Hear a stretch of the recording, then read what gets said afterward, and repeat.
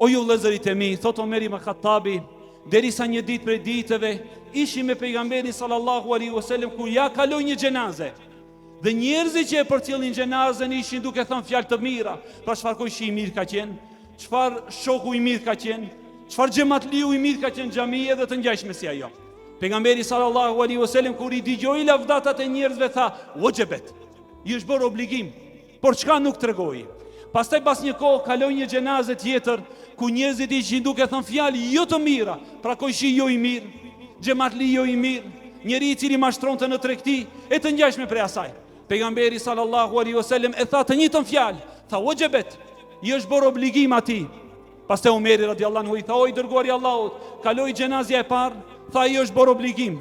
Kaloi xhenazja e dytë, i tha i është bërë obligim. Çka është të bëj obligim? Pejgamberi sallallahu alaihi wasallam tha sa i përket të parit, që e lavdëronin xhamatli kur e përcjellin xhenazën e tij, atij njeriu i është bërë obligim xheneti. Kurse sa i përket të dytit, që xhamatlit që e përcjellnin xhenazën e tij ishin duke fol fjalë të këqija apo jo të mira për të, atij njeriu i është bërë obligim zjarri i xhehenemit. Dhe pas asaj tha, entum shuhadaullahi fil ard, ju jeni dëshmitarët e Allahut në tokë. Pra o ju vëllezërit e mi, kjo është Islami. Dhe kjo është madhështia e këtij dini të madh.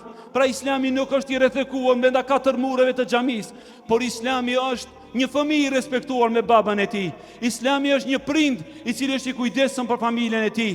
Islami është një shok i mirë që kujdeset për shoqërinë e tij. Islami është një koiqi që është i mirë me koiqitë e tij. Pra Islami, o ju vëllezërit e mi, është sistemi i cili e rregullon raportin e njerëzve fillimisht me Allahun, pastaj rregullon raportin e njerëzve me vetë. Allahu Ekber, lekel hamdu o Allah për këtë Islam që na i ke falë.